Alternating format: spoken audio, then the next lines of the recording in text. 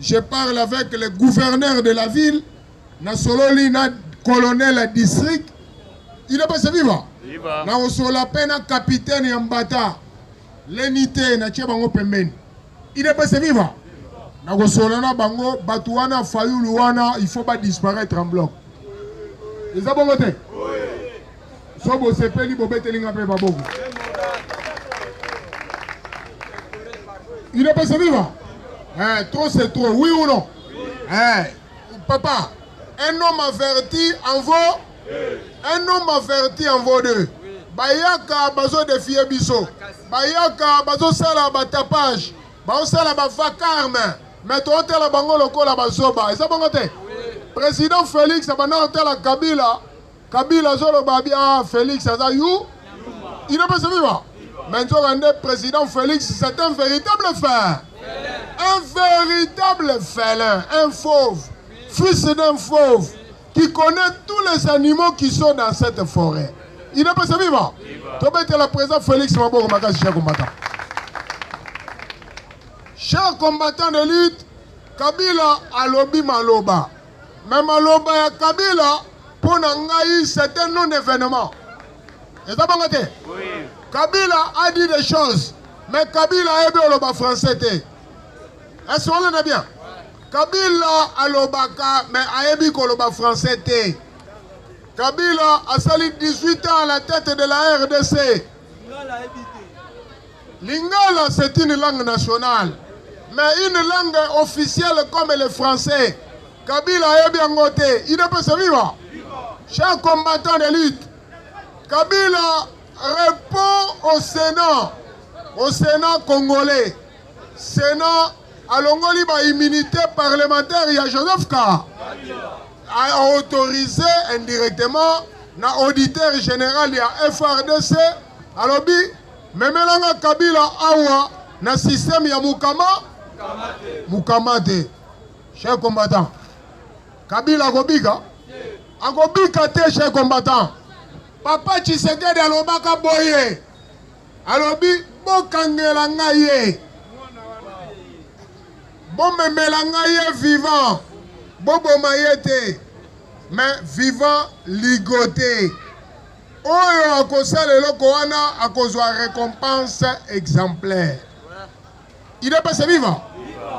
Soyez to sepela ina papa Etienne, derrière ses mémoires, neto betele maboko.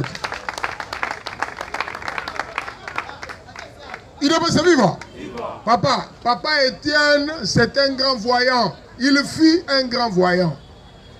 Makamwa loba etikala entériné na ba mémoire na biso. Netingane na zaboy. Soko fongoli nzoto nanga. Omoni na makila nanga. Ogokuta Etienne Tshisekedi aza incarné na nzoto nanga. Il ne peut se vivre. Parce que Etienne Tshisekedi a fait de moi ce que je suis aujourd'hui. Les abongote. Yo sikoyo lobi ote ngai naza na bongisi matinée na répondre na Kabila. Est-ce que tu as la compétence de répondre à Kabila? Un homme corrompu n'est plus intelligent. Il ne peut se vivre. Quand un homme est corrompu, il n'est plus intelligent. Kabila vous a déjà acheté. Kabila Somba Kibino. Boyebi ke mutu liboso à soutenir ma propos Kabila Zanan. Il ne peut se vivre. Bolandite. Mutu liboso à soutenir ma propos Kabila, c'est Jean-Marc Kabundaka. Ngana ebisaka binoat. Kabund a été déjà acheté par Joseph K. Il est corrompu. À soutenir Maloba Kabila lobby. Est-ce que Kabila, Lelo na Congo, Maloba Kabila lobby, est la parole de la Bible? Pour Kabila loba, alléluia, Bissonio soto loba, amen. Est-ce que c'est possible? Mais Kabunda a soutenir Maloba Kabila loba qui lobby. Mais Bisso n'a parlement de Boubou. Toujours répondre na Christopher Hippolyte Kana. Toujours répondre en direct. Il y a Parlement de Boubou. Christopher Hippolyte Kanambe. Tu n'as jamais été congolais. Tu es devenu congolais par procuration. La commission na Kyungu wa Kumwanza, la commission Katangé. Il ne peut se vivre. Mais Kabila, sache-le très bien. Tu n'étais pas passé dans le syllabaire. Tu avais appris l'éducation par rattrapage. Tu es allé en Chine pour apprendre l'académie militaire. Mais là-bas, on t'avait répudié. Babengana Guyopo, on a incohérence et un coefficient intellectuel. Ok, la Kung Fu. Il ne peut se vivre. Kabila, tu as géré le Congo par accident de l'histoire. Il ne peut se vivre. Kabila, tel que tu es là, tu seras arrêté manu militari. Et Kabila, tu seras au musée de la prison centrale de Maka.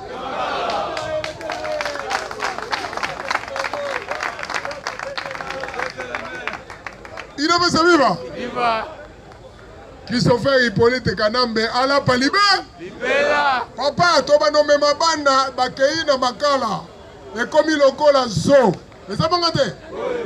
Banda ba que notala Christopher Hippolyte Kanambe. Christopher Hippolyte Kanambe kozala na zo ya prison centrale ya Maka. Yango no moni batombokeli konsamuta. Papa, Président Félix, c'est l'unique bâtisseur de l'état de droit. Mais Konsamutamba, c'est l'artisan, le réparateur de la justice congolaise. C'est dans mon côté. Il est pas vivant. Papa, au moment où on comme la Konsamutamba, et ça le col là, apôtre Pierre, Nathan ou Jésus-Christ, c'est dans mon côté. Chaque combattant. Makamuna oloba nazo konstato na oloba solo. Mangai soko luki ngai oyeba ke naza chrétien. O mona nga naza na église des saints des derniers jours. Il est pas se vivre. Soko luki nga na église des saints des derniers jours. Oye komona nga et pas ba témoin de Jéhovah. Il est pas se vivre. Na longo c'est pas ba témoin de Jéhovah. Na komi te catholique te. Wana na jira nga na koza catholique te. Je serai un descendant de Simon Kimbangu. Il est pas se vivre. Ngai catholique te. Religion catholique, c'est une religion importée des Romains. Les Romains n'ont jamais été des religieux. Ma combattant nyon sofo bayeba. Papa tu sais que dans un calotin, oui ou non? Mais ngai na ebisaka bino ba Romain bazalaka ba guerrier. Il n'est pas se vivre. Babenga bango les guerriers. Bango dans le latin babengaka les Romains sans poignard. Mais ce sont des gens qui aimaient la guerre. Ba Romains bazalaka na fouaté. Ba Romains bazaba tualingi bitumba. Il n'est pas se vivre. Mais biso nous avons eu foi. Namaloba il y a docteur Etienne Tshisekedi wa. Simon Kimbangu, le prophète. Simon Kimbangu. C'est un grand maître. Et ça bon côté. Simon Kimbangu a tiki histoire na Congo, na Afrique, pe na mokili mobimba.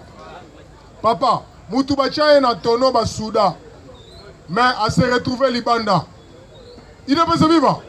Papa, ma colonne le kana mabanga. Ba muelon. Mais ma colonne tiki ba trace. Il ne peut se vivre. Simon Kimbangu azana rang yaba Jésus-Christ na Congo. Et ça va côté. Parlement de Bouddha et ça va descendre Simon Kimba. Maboko pona bino moko chef combattant d'élite. Kabila Biliaki Abi. Biliaki Kabila Bikoki. Président Félix akoyebisa Kabila te. Mais Parlement de Bouddha ne eko répondre na Joseph Ka. Kabila nengo sawana yeba ke Biliaki Abi. Kabila okolela na muno komba okomaki déjà ntela papa Tshisekedi ayebisaka yo Kabila azoko telengana yena mwasi na yena banana Boshabe na mende bayaka na poko epa na nga babenga nga kutu président eza bongo te makambo papa Tshisekedi alobaka ekokisa mindele Kabila oko répondre na Sénat congolais nini Kabila aza na discours akoyebisa na Sénat congolais te eza bongo te tolobela ngo chaque combattant biso toza monde ya ba politiciens nous avons été fabriqués nous sortons du laboratoire du docteur Etienne Tshisekedi wa papa était na yebisa ba belge alobi moi Tshisekedi je mourrai mais après moi Dieu a mis en réserve des milliers de Tshisekedi ba milliers de Tshisekedi yango basa na parlement de Boubou nazo sabino j'ai la chair de poule cher combattant esprit a Etienne Tshisekedi est comme réincarné na ngai il est vivant Kabila qu'il pleut qu'il neige il sera expédié devant le boulevard des arts Yena Paul Kagame na Delis Sesanga na Martin Fayoulou na Moïse Katumbi na Corneille no bakozala expédié na boulevard des allongés ya Sele Bambou il est pas vivant nous avons toujours été les premiers à annoncer des choses Batouba Boudaka mais fin de fin bapesaka biso raison Donald Trump aza na États-Unis oui ou non biso tolobelaka ngo bandaka chaque combattant les 25 les autres là les 24 hein? Il faut pas bongama il est pas vivant les 25 oyoka signature Batouba distraire bino Balobio, ma tête a pogné comme en Belgique. Ah, cher combattant, quel degré formol. Il a besoin de vivre. Quel degré à formol. Ma tête a pogné comme en Belgique, na formol ni. Quel formol, cher combattant. Avant, jugement na ye ebima par défaut. Ma tête a pogné zaki na résidence na Gombe. Jugement ebimi. Et comme quelques heures après sortir jugement, oh ma tata pone comme en Belgique. Ah, Belgique en gros, ils ont peur nabino. Il ne peut se vivre. Belgique ils ont peur nabino. Chers combattants, namoni mali le carré côté binote. Est-ce que Belgique en gros ils ont encore quoi ma tata pone? Ma tata pone comme on a un Rougené ou. Gentlemen. Il ne peut se vivre. Papa, comment on est Rougene? Rougene, yoga comment mutu matata pogno mapon. Matata pogno. Vous voyez bien que pogno n'ingolo banin. Pogno, c'est du pognon. Oui ou non? Bon, comment mutu matata pogno? Azaka mutu matata en matière pognon. Matata pognon. Il a pas se vivre. Les a comme moko. Babenga ngo kombo moko chaque combattant kombo wana ya matata pogno bo retenir ngo très bien isa kombo ya ba équilibration mensongère isa kombo moko ba monter ngo de toutes pièces isa bongo te ayaki comme ambassadeur mais on a été comme on a eu Zaki Rougeneru. Papa Lunda Bouloulou. Alors, je fus Premier ministre à l'époque de Mobutu. Ce monsieur était venu au nom de l'ambassade du Rwanda en RDC. Ayaki na kombo ya Rougeneru. Il n'a pas se vivre. Mais Ayako comme agent à la Banque centrale, a commis agent. Il y a nini oyo. Oh, il y a pas comptable. Il doit pas se vivre. Rappelez-nga où est le biol. Beseko. Il doit pas se vivre. On dit que les combattants sont dans la même diapason. Les abonnés. A commis à l'ongé de la Banque centrale, a commis dans Beseko. Après Beseko, il y a comme ministre des Finances. Les abonnés. Papa, un Américain à Yakiao. Américain hier, le bin a tombé la RDC 3 stades. Pour RDC a organisé Cannes en Afrique. Vous voyez bien que RDC n'a organisé Cannes. Il est pas vivant. Américain Yaki n'a moi béki na ye. Alors bien que j'ai l'argent, je vais organiser, va construire un stade. Même où tu as tellement l'Américain ce matin, tu n'as pas ou cher combattant. C'est un sorcier. Un véritable sorcier. Un apprenti sorcier. Un apprenti sorcier. L'homme makia da yembaka bitumba ya bandoki nano esili bitumba bandoki esili ete. Président Félix aza mwana mayele papa soko zo bunda na bandoki koya na ba machette te ezala kaka na bonza bobetela combattant na maboko makasi cha combattant. Président Félix alobaki soko za na ndoki bitumba kobenga na ete eza bango te ko résister pa ete benga ye aya pemeni na mais utiliser kaka fourchette moula yango wana. Chers combattants, Kabila batu bako répondre na Kabila eza biso. Kabila n'a jamais été passé devant les syllabaires. Il avait appris l'éducation par rattrapage. Ce fut un ancien chauffeur de défense. Il n'est pas vivant. Azaki Momela Mochoro, Azobaye Bamaya Makasi à Tanzanie. Il n'est pas vivant. Ce monsieur, il va subir le sort de tous les grands terroristes du monde. Donald Trump a yambaki Uhuru Kenyatta mercredi dans le salon ovale il y a États-Unis da Maison Blanche, chers combattants. Donald Trump a lobby 6 mois j'ai passé président pour un second mandat. La guerre de l'Est n'allait plus revivre son sens actuel. Il devait se vivre. Alors, Big Guerre Wana, ce sont des gens qui devaient me remplacer, qui étaient en route vers la Maison Blanche, qui ont orchestré, qui ont organisé cette guerre-là. Il devait se vivre. Bino Yebi, Ngana Ebsaka Bino en temps ponctuel. Ils ont bon. Chers combattants, Donald Trump, papa qui a président fait, Aebisaki Uhuru Kenyatta, Aebisipe Cyril Ramaphosa. Alors, tant que je suis à la Maison Blanche, la guerre de l'Est est renvoyée aux oubliettes. Il n'est pas vivant. Tobete la Donald Trump à Maboko Makasi. Est-ce que vous l'avez dit bien? Kabila, Akobika. Kabila Kobika, tes chers combattants. Je le dis avec beaucoup de fermeté et avec beaucoup d'énergie. Kabila, Kombonaye et sa expédition dans le boulevard des Arts. Kabila Nyokoli ba Congolais Makasi.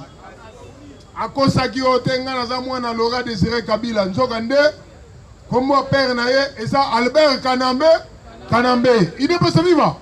Mère naye et ça qui Maman Sifate Marceline Mukambalo. Marceline Mukambalo G. Comme moi, maman naye ça Marceline Mukambalo G. Ndekonaye, chers combattants. Voilà, très bien. Et Salami au Sénat avant-hier. Débat Salami, vote Salami. C'est la première fois que vote Zanga abstention. Batu va voter, baza 90 sénateurs. Bandimi, ba lever, ba immunité, il y a parlementaire, il y a Joseph Ka. Ba boyi, bazara qui 5 ou 6. Ba abstention, zara quitté. Il n'est pas vivant. C'est pour la première fois, voter Zanga ba abstention. Est-ce que vous voyez bien? Vote Salami, Kabila, ba lever ba immunité parlementaire na. Yebisanga, Sikoyo, auditeur général à FRDC. Namutu na ye, azo raisonner ni. Il n'est pas vivant. mandat d'amener contre Joseph Kabila. Papa Tshisekedi aebisaka ngai na bandeko mususu. Tomina mais papa, vous avez traité Kabila d'un plus grand voleur. Plus grand voleur, plus que M. Mobutu. À quoi a consisté ce vol? Il ne peut se vivre. Papa Tshisekedi aebisa biso. Justement, je dois vous renseigner. Si Kabila est plus grand voleur, il a commencé par voler l'identité corps.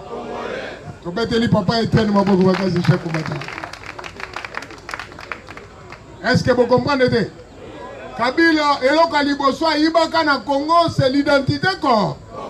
Papa, Mouto a l'identité congolaise. Et ça, le corps a Mouto subi le courant. Oui, rançon, on a pas dit Mouto, pour moi, on a subi le courant. A Golengate. Il ne peut se vivre. Papa, il a subi le courant. Au Golengate. Au Kangama. Et ça, Kabila a subi le courant. Kabila a subi le courant. A commis Kabase? Kabase, la quoi il a Kabila a tcholi Président Félix, c'est un véritable frère. Accueillir Kabila lentement, mais sûrement. Et donc, on a une politique du pourrissement. La politique du pourrissement, chers combattants. Solo Yambindo, Elumbi partout. Moutounio Salabite, Kabila, Alumiso. Il ne peut se vivre. Allez, Kabila Mukama, tes chers combattants. Le malheur des uns fait le bonheur des autres. Nous avons été dans les malheurs, chers combattants. Tous ceux qui ont malheur na Goma, tous ceux qui ont malheur na Bukavu, vous savez quoi? Bamoni Mwasa Kabila qui na Bukavu, ba inquiété été. Bamoni Kabila épé na Goma, ba inquiété été. Oui ou non? Papa, Moutou Nyonso a zoté le pouvoir à président Félix. C'est un sorcier. Vous savez quoi? Azala Chole, Azala Ambongo, Azala évêque Bakunoa, il y a église protestante. Il ne peut se vivre. Attends l'attaque Urum. Non. Urum, il y a office sacerdotal. Allah type sultan, il y a évêque. Il y a que Moutouana, c'est un sort. Par exemple, sorcier, Balingaki Mboka, Oye Bongate. Mais le Donald Trump a fait foi le président fait. Chers combattants, Congo et Rosassou Nenge Boeba Kiangote. Bino Nyonso Nenge Boza Boeba dans ma masque à vieillesse. Il ne peut se vivre. Vous avez des masques des masques de vieillesse. Mais vous êtes passé à l'opération de délivrance spirituelle. Il ne peut se vivre. Il ne peut se vivre. Papa, au tchète momonia. L'homme manqué dans le comité central. Boke banaki. Biso to telemenaki kindoki banaka. Bino vous êtes passé à la délivrance. Chaque combattant de lutte. Boulot et Zoya à gogo. Papa Tshisekedi dans le bac na biso. Bino. Ba avocat bobongi sabatoshi na bino. Vous aurez du travail à gogo. Il ne peut se vivre. Il y a du travail à gogo qui nous attend. Omoni bando qui va faire le mela qui biswa, bangomako ba sietia.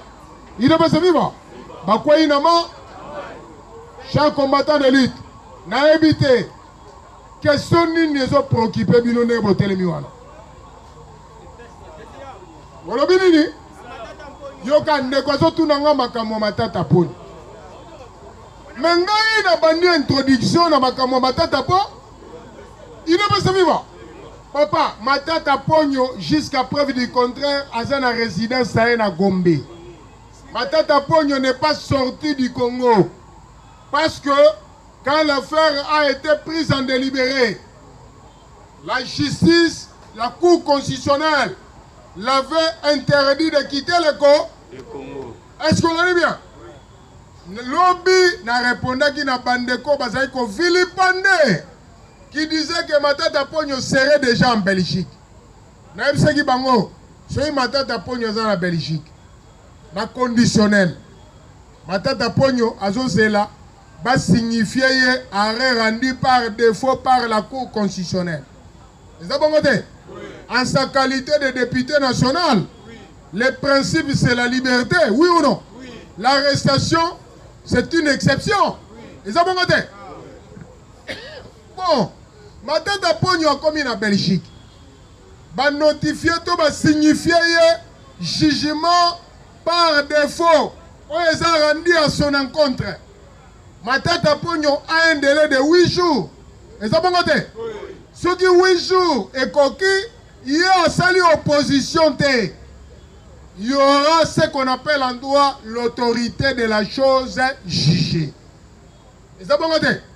C'est que Matata Pogno a en Belgique. Matata Pogno a en Congo.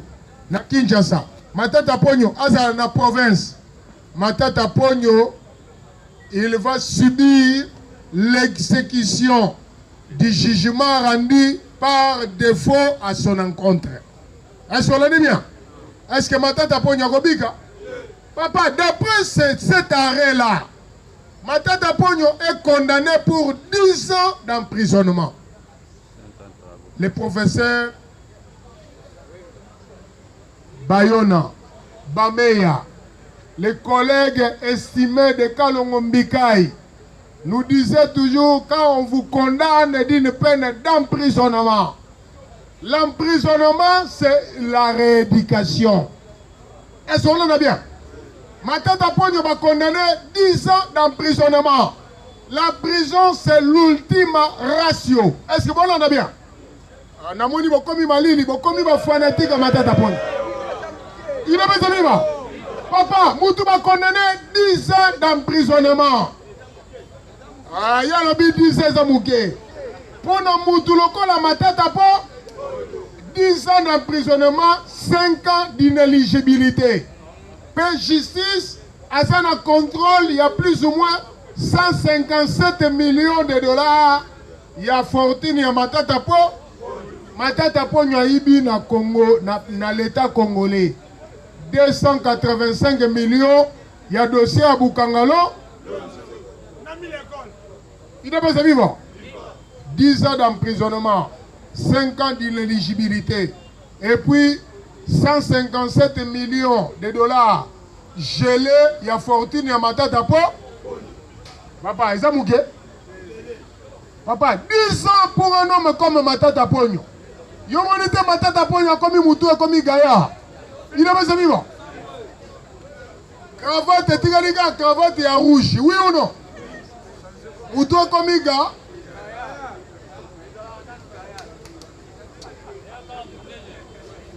Il n'est pas vivant. Papa, Bilonde Boyo que la Matata Pogno Mawa. Matata Pogno Tango Damagika Tumamwaki. Ayo que la Mawa. Papa, yo que la Moutou Andengwana un sorcier, Bayo que la Mawate. Et ça va côté? Il n'est pas vivant. Chaque combattant, Moutou Soka Nyongio, Akwei na karma. Babengango la loi du karma. Le karma, c'est la conséquence d'un péché commis. Est-ce que c'est bon côté?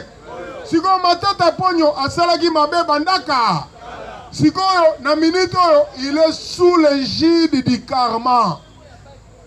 Azo subir ma conséquence à Mabena. Yo ko kele mawandenge ni. Katumba mwake dans l'au-delà. Et ça va te. Yo soko kutana na Katumba mwake te. Moi j'ai rencontré Katumba mwake. Na kutana ki na na commune moko pembeni ya Victoire kuna. Dans l'au-delà.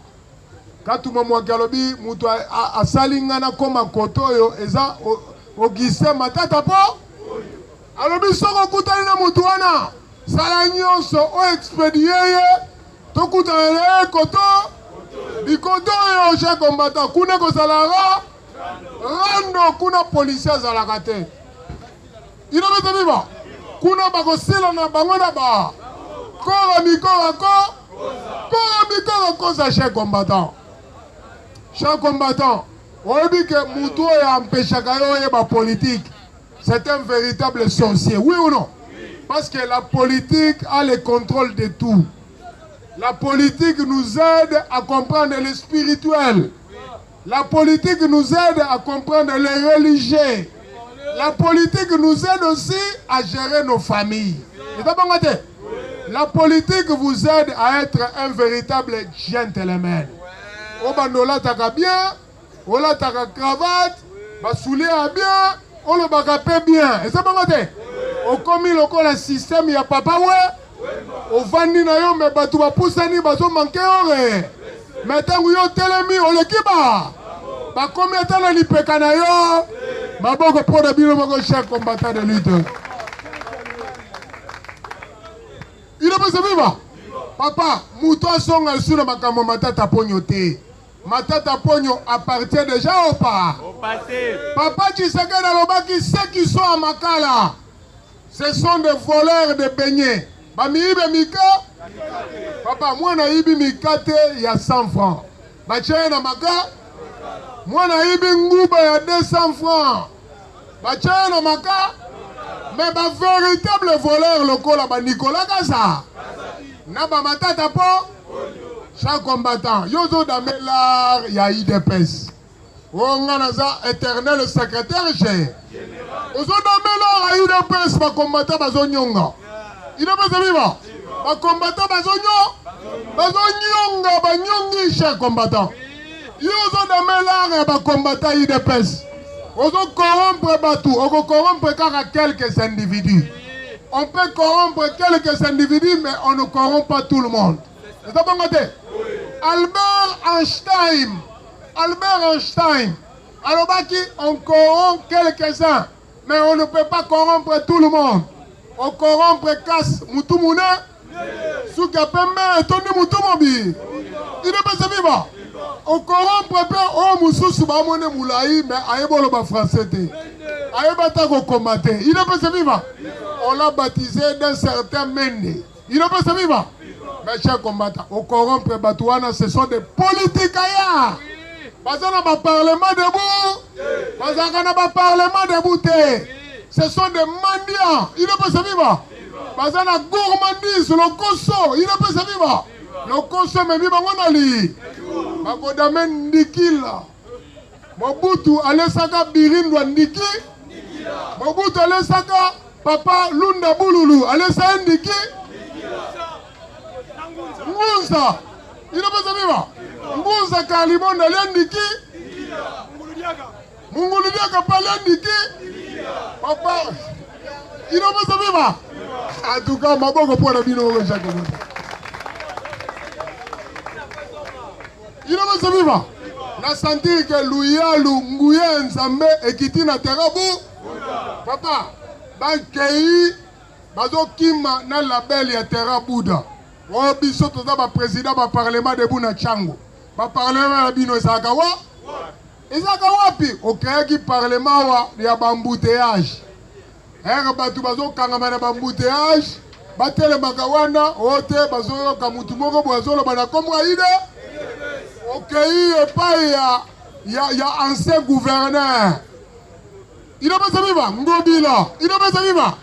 Après ça, 8 sacs à l'osso. Après ça, quelques sacs à so. Yo, on récupère au dirigeant de Nandakuna. Nandakwa, Pinabi Chakou na carte, oui. Il n'a pas sa viva. On a un président parlement. On a un président parlement, un grand coureur de J. Jipon, chers combattants. Un véritable bar. Un véritable Balthazar. Un womanizer. Un womanizer. Il n'a pas sa vivre. On a venu à la terre Bouddha Awa, n'a pas merengue. Banzazi. Il n'a pas sa vivre. Papa, na âge na yo. Yo, autant moulaga kana banzazi. On va boire ta moukoloni. Okoboka la mwana mukoloni oke nokosa mwana bato oloba ote mutu moka tindaki nga na age na yo batindaka yo batindaki yo na ndenge ni est-ce que ozalaki envoûté? Il ne peut se vivre. Chers combattants de lutte, boyeba ke tokomi na suka. Le président Félix avait géré la transition sans Kabila. Oyo est un premier mandat sans Kabila. Est-ce que vous avez Batu nyonso ezala Martin Kaboueloulou, ezala Jacques Kiaboula, ezala nani Junior Mata, ezala Nicolas Kazadi, ezala nani Okisa Kabou, batu nyonso baliaki mbongo l'État, balie mbongo IDPS, comme on a bango, ils doivent passer à la kelele devant la justice. Mais ça bon côté, batu ngisana bango konsamu tambate, Parlement de Boubouda et de l'IDPS Tshisekedi, mais Parlement de Boubouda est acquis au changement pour soutenir Konsamuta. Konsamutamba, c'est un artisan derrière les grands bâtisseurs de l'état de droit qui est son excellence Félix Antoine Tchi. Soko Tumboli Konsamutamba, au Kutanana, Parlement de Boubou. Bisso, tous très déterminants de soutenir pour la réforme de notre justice. Il a besoin de vivre. Chaque combattant, Awa, Eza, monde, Yaba intouchable. Nous sommes très déterminés parce que nous avons compris l'idéal du docteur Etienne Tshisekedi. Papa Etienne Alobaka, quand l'IDPS sera au pouvoir, le Congo sera compté parmi ceux qui se disent grands. Donald Trump a ABC Uhuru Kenyatta. Alors, le Congo, c'est un pays qui a de l'avenir. Est-ce que vous l'avez bien? Le Congo, c'est un grand pays qui a de l'avenir. Franck Fanon, Mobutu l'a cité. L'Afrique a la forme d'un revolver dont la gâchette se trouve au Congo démocratique, chers combattants. Il devait se vivre. Chers combattants de l'élite, vous devez vous réjouir, vous devez vous raffermir, vous devez être content, vous devez vraiment être aux as. Parce que Nzambe oya kelibiso aponaki ke mboka na biso eza la République démocratique du Congo. Mutu amemi biso au bon port. Timonier, Mutu amemi tous les Congolais. Amemi RDC au bon port eza son excellence Félix Antoine Tchi. Chers combattants, pour na poko lelo, je préfère m'arrêter par là. Je vous remercie beaucoup.